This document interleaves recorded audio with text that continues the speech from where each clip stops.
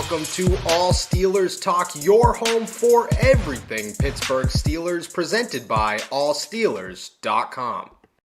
What is going on, everybody? It is Friday. Fridays with Derek the Kid. I love the ring to that, actually. I'm very excited.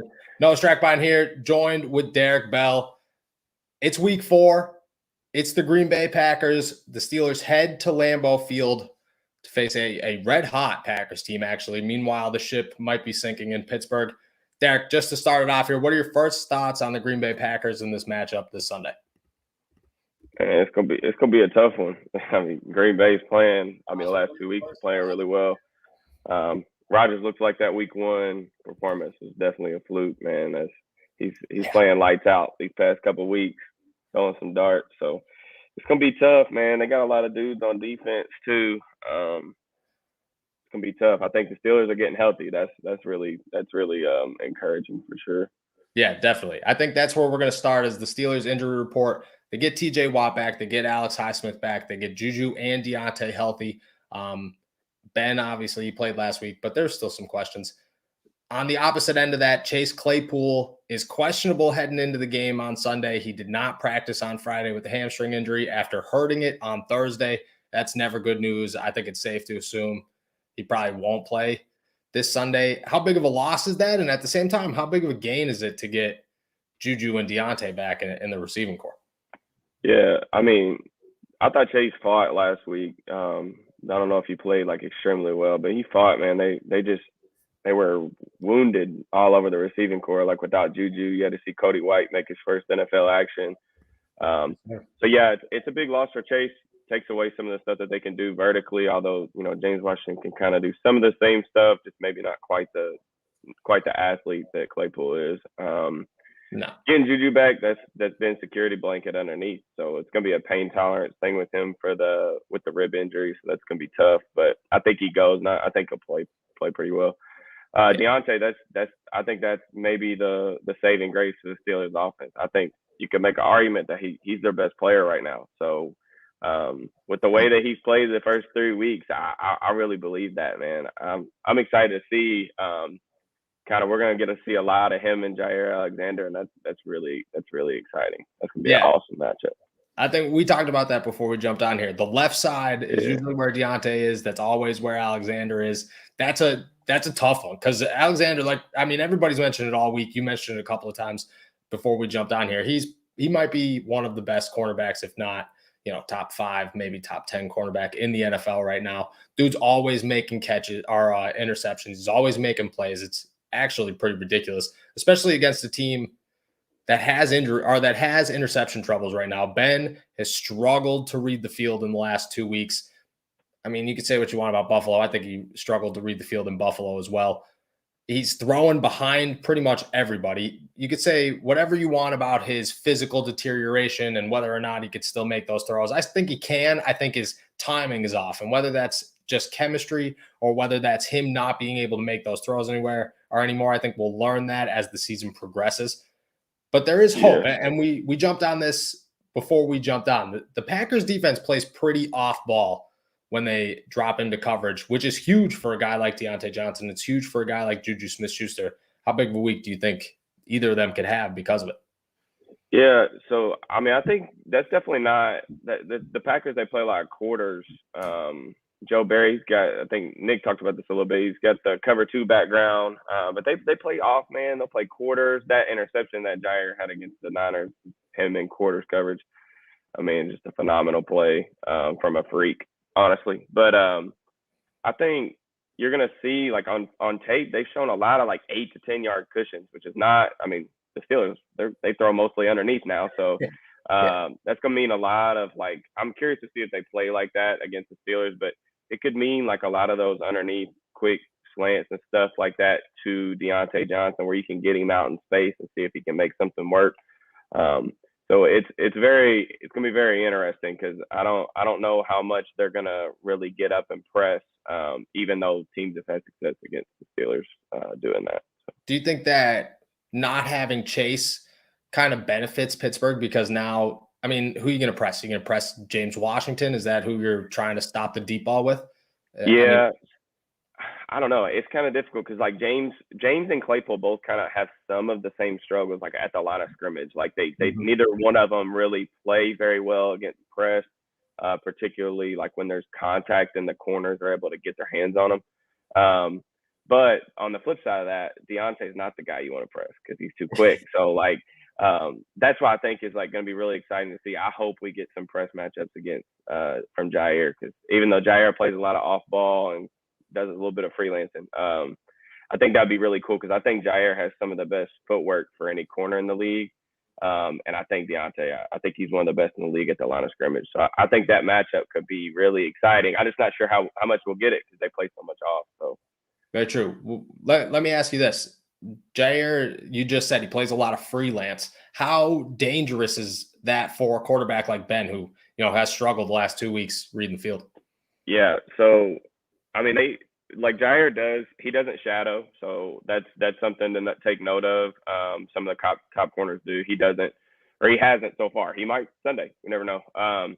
But they did move him around a couple times in the slot when they were in zone coverage, and then like with the match quarters that they play, when no one's in his zone and he thinks he's good, he kind of does a little bit of eye watching on the quarterback. So I saw him kind of jump some stuff underneath, like on crossers and things like that, in places that you wouldn't expect a backside corner to really read. Like he's really good at like route recognition, working in that system. So I think it is something to take note of. Like, Ben's gonna have to make sure he knows where he's at, even if he thinks he might be out of the play. Like Jair tries to get himself into plays. You saw that against the Niners, like that deep ball that he picked off. He's not supposed to be there. Like that's the right throw. Like that's the right read from Jimmy G. Jair just made a play. So. He just went, and it helps because that defensive backfield is just not him. Like there's guys everywhere, and I think they got dudes, and I think that's like people try to compare it to like a Minka, like roaming the field type situation, but like the Packers defense is that first off, they got more chemistry. They've been around. I get that, guys like Savage and Stokes are kind of somewhat new, but they've been around each other enough, at least the select core, to say that they trust each other in pretty much every situation here the last 2 years, which allows Jair to move around that much. Savage, a dude. And I think that's a game changer for Pittsburgh, because not only do they have to worry about Jair on the backside, but Savage over there at a safety is. Yeah, I mean the Steelers got a really good safety tandem in Minka, who's an All-Pro, and then Terrell Emmons, who's a solid player. Mm-hmm. Green Bay, Amos and Savage, man, like they're up there too. Like they're both really good players, kind of interchangeable guys. Savage is a guy that, like, the draft community freaking freaked out over, because he's got a freaky ability to click and close and really fly. I mean, he's an instinctive athlete. The corners on the other side are like Kevin King. He's been there for a little while. He was there the last time we played the Packers. Yeah. Sometimes get exposed a little bit. They do have Eric Stokes. He's another guy that they drafted. He was their first round pick. The Steelers are really familiar with him. They were at his pro day at Georgia, so they know what he's about and what he's capable of. And I thought in week 2's game against the Lions, I thought he played like really, really well. He had 2 pass breakups that were pretty impressive. So. Gotta toss this fun fact out there for anybody who forgot it. The Packers actually passed on TJ Watt to draft Kevin King in 2017. Yeah. I have I'm almost positive TJ Watt has 28 quarterback hits or something, or maybe 28 pass deflections in his career, and it's like 2 more than Kevin King. I'm almost positive it's pass deflections that he has 2 more of than Kevin King in 2 years. I mean, if that stings, it stings a little bit. There is good news though. On the defensive line, even if they had a 4-sack game against Jimmy G and the 49ers this past weekend, they have not really looked good. They're dealing with injuries without Zadarius Smith. Kenny Clark has been there, and he's been a monster. He trails only Aaron Donald and Cam Hayward for quarterback pressures this season. But overall, the group has been somewhat lackluster, somewhat underwhelming, like you described it earlier. Can the Steelers somewhat take advantage of that? Yeah. So Kenny Clark's like a game wrecker in the same way that like TJ Watt or Cam Hayward has a chance to, really break a game open. It's obviously concerning because Kendrick Green's going to be lined up across from him. The interior offensive line's like struggled is the nice way of putting it. So, Kenny's played out of his mind. He has like something like 14 or 15 pressures on the season. The rest of that defensive line only has like 5 or 6 combined. Mm-hmm. So he's really been carrying the load for them, despite not playing like a freakishly high number of snaps. But he's a guy that's disruptive against the run. He's disruptive against the pass. Knows Darius Smith. So they're not. It's not a elite pass rushing unit, or this would be a nice week to see the Steelers' young offensive line kind of gel a little bit. Maybe at least, even if they don't play well, like take a step forward instead of backwards. So. Yeah, I that's what I was going to say. I think that it's a good week. I don't really expect the Steelers' offensive line to be good at any point this season, but I do expect them to like somewhat gel and maybe get, I want to say, just more confident. I think confidence is the only thing that's going to make this team better. And I also think that Zach Banner coming back whenever that happens, which could be 4 weeks from now, makes this offensive line better because the group doesn't have a leader right now. You could say, yeah, it's Kevin Dotson or it's Trey Turner, I guess, but like Trey Turner is as new as everybody else. Kevin Dotson is a second-year guy who's not really playing well. It's got to be Zach Banner, and that's the only guy they could count on for that. But leaders make groups like offensive lines, especially bad offensive lines, better. Marquise Pouncey is a prime example of that last season. Yeah. This week is a week to take that step forward. What are you saying? I definitely agree. I mean, like Banner, like he has really limited tape, but like, he's a guy that's been in the organization for a couple of years. Mm-hmm. Definitely seems a little more outspoken. Than a guy like Chooks. Yeah.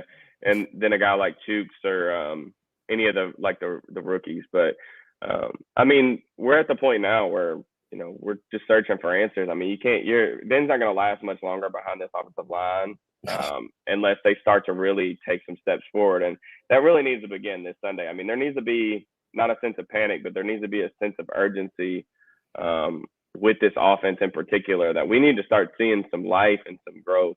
Even if it's not pretty or consistent, you need to see something positive. Yeah, I agree. I think positive is the perfect way to put it. And it doesn't even have to be like, Ben can't hit the ground, obviously. Like the dude's 39 years old. Every time he stands up, I'm like, wow, that hurt. Like that hurt me. Right. But I think what could help is, like we were just talking about, the Packers play so off ball that it could allow Najee Harris to get a lot of open space once he gets his hands on the football. And even if those are passes, those are dish outs like we've seen the last 2 weeks. The offensive line is pretty athletic outside of Trey Turner. They could get out there. That's how this could be a positive day for that offensive line, is just finding ways to get Najee rolling and to keep Ben up straight. If they could do both of those things, for one, I think it leaves them with a pretty good shot to actually win a football game. And for two, it's going to carry that confidence next week into Denver, or not into Denver, but back home against Denver, which might be the scariest game they've played so far. Yeah. Denver's defense is good, man. It's good. Denver's defense is scary good. Scary good at the front seven, which is the last thing you want to hear for the Pittsburgh Steelers. Right. When it comes to that offensive line, or that defensive line, though, I also don't expect them to kind of roll over. I think that the biggest thing, we're going to talk about this and people are going to be hearing it and they're going to be like, okay, the Packers line isn't that good. No, they sacked Jimmy G 4 times last week. Yeah. And if that's 4 times against a pretty good 49ers offensive line, that could be 4 times against the Pittsburgh Steelers. So it's not a given game for anybody. Yeah, there is no easy matchups right now for the Steelers offense. No. I mean, when you're playing like they're playing from an execution standpoint, I mean, there's no freebies. In NFL, there really aren't any anyway. But the biggest thing that I would just say, I mean, I'm sure it's a big topic of conversation at the Steelers facility this week, but they cannot let Kenny Clark ruin this game. Like, you can't let him take over the game and ruin your entire game plan. So that's going to mean he needs to be the main point of emphasis. You really don't want to leave probably Kendrick Green in a lot of one-on-ones against him in pass protection, because that's not going to be something that's advantageous for the Steelers. No, it could get real dangerous real quick. And I honestly think he's going to attack Kevin Dotson's side quite a bit in this game. This is an opportunity for Dotson and Green to mesh a lot better than they've been. And it's also an opportunity for Dotson to trust Green moving forward, because I think that's been their biggest issue, has been Dotson trying to do way too much for a second-year dude, and he's getting eaten alive while he's trying to do it. It hasn't looked good, but I think that's his only problem, or at least his biggest problem. On the other side of the football, Aaron Rodgers is, might be the most dangerous man outside of Tom Brady with a football in his hand, and that includes Patrick Mahomes. He's Joe Hayden's favorite quarterback, which I thought was awesome and actually hilarious. Davante Adams is, we said it before the show, the best wide receiver in the NFL. The Steelers have a healthy defense, though, and that changes a whole ton. What does having TJ Watt and Alex Highsmith back mean to even just slowing down this offense? Yeah. No David Bakhtiari for the Packers. Yep. He's still on the pup for the first 6 weeks of the season. So they got some new tackles that haven't necessarily been bad, but they're still pretty green. So when you get a guy like TJ Watt, I mean, it's kind of the same thing with Kenny Clark, right? I mean, everybody in Green Bay is probably saying, we can't let TJ wreck this game. But that's the thing about having TJ back. That's why he's the highest paid defensive player in the league. Like, he's going to come in. He's going to play well, man. Like, TJ's going to make an impact on the game. Like, it's just a matter of when. So it'll be nice. I hope they're able to get Highsmith too. They really struggled last week. Without TJ, they only had one pressure on Joe Burrow. Just not acceptable. You're not going to have success on defense like that. So getting TJ back, man, I mean, words can't describe how, massive that is. So. Yeah, it really is. And last week, I mean, people could say like they were like underwhelmed with they really didn't like Melvin Ingram's performance. Well, it was Cam Hayward, Melvin Ingram, a bunch of backups. Like, yep. Your offensive line doesn't have to worry about Derek Kushka or Jameer Jones. Like, they just have to worry about Melvin Ingram. That's all they got to worry about. So, and that's the thing. I think he played pretty well too. Like Melvin wasn't like impactful, but he made a couple. The roughing call was a joke, but I mean, he had a couple other rushes that would have been productive. But I think like getting those guys back as that trio, that's gonna be so beneficial for the Steelers. Yeah, it changes. I mean, you watched what they did in week 1, and a lot of people are like, oh, maybe that was a fluke game for Buffalo. I don't think it was. I think that was what the Steelers defense could actually do. I think if there was any fluke there, it was the blocked punt. But even so, like, you get that blocked punt, maybe you win the ball game. It doesn't mean that the defense didn't play as good as they played. And I expect them to play this week. At the same time, I am very nervous about Davante Adams. I'm very nervous. Maybe not so much about a guy like Randall Cobb, but it's still Aaron Rodgers, and he still enjoys time to time to go over the top. And, we've talked about this before. The Steelers have struggled to stop players or to stop teams from going over the top the last 2 weeks, really the last 3 weeks, but Josh Allen missed a pretty nice throw in week 1. Henry Ruggs, Jamar Chase, it's been rough. What do you see that's going wrong for the Steelers defense in these situations? I mean, it's just kind of it's just not keeping a lid, man, on these explosive plays. I know Tomlin talked about it, Joe Hayden talked about it this week, but everything a little bit different. I was disappointed in the rep from Pierre last week, right before. I mean, that was such a big play. Like, the Steelers had just scored. You're thinking you're going to go into half and like you give up an explosive touchdown like that, and then the Bengals come out again after half and get a long field goal drive. So. But the play to Chase, man, they didn't get they didn't get their hands on him. If you let a guy like Jamar Chase who can fly, if you let him get a free runway, I mean, a guy like James Pierre is not. I mean, he's a 4 or 5 corner. I mean, you can't let speedsters like that and elite athletes get free runways like that.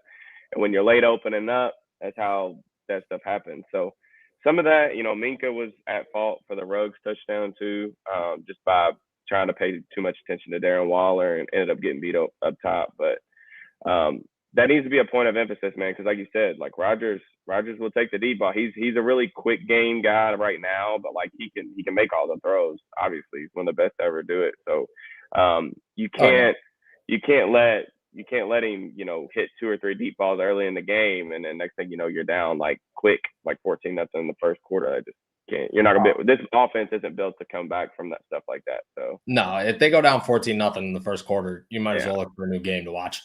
But that being said, they could stop that. And I think that Minka is a major problem with this. And that's both a good thing and a bad thing. I think that since the Steelers have given Minka so much freedom, he's maybe taken a little advantage of it. I think he's thinking too much. I think he's looking at every play like, I want to make the big play. And he's only 24 years old. 24-year-olds are going to do that, especially when they're given.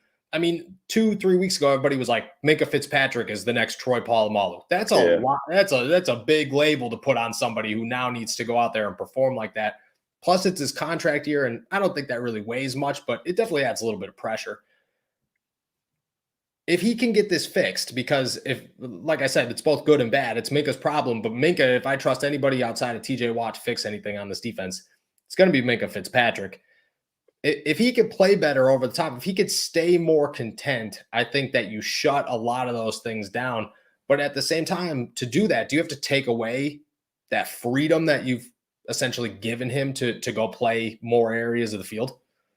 Yeah, I mean, I think you just kind of, I mean, there's going to be some growing pains anytime you add a bunch of responsibility to, like, you know, somebody's plate. Even a guy like Minka, who's just phenomenal, but he does look like he's thinking. I mean, he's not taking good angles. It just looks like he's not playing as fast, and that's an issue. But you know, the corners, I mean, especially with Pierre, I feel like they're playing more. The Steelers are trying to play more zone coverage this year to maybe, I don't know the numbers on that, but it just seems like the Steelers are doing certain things that make me think they're trying to protect their corners, particularly a guy like James Pierre, who barely played last year. So I think it's just a mentality of like making sure that you don't give up the deep ball. Like, it's okay. You know, the Steelers don't press a ton, but, you know, just be mindful of like, okay, we've got to make sure that we keep a lid on these explosive plays. And the pass rush, it goes hand in hand, right? Like, the pass rush is going to help that because guys won't have as, you know, they won't have as long to, you know, make those throws in the pocket down the field. So it's kind of marrying one thing. I don't know that it's necessarily maybe one player or one thing they can do. It's just kind of like more of an execution thing and just a mentality that you can't allow those big plays over the top.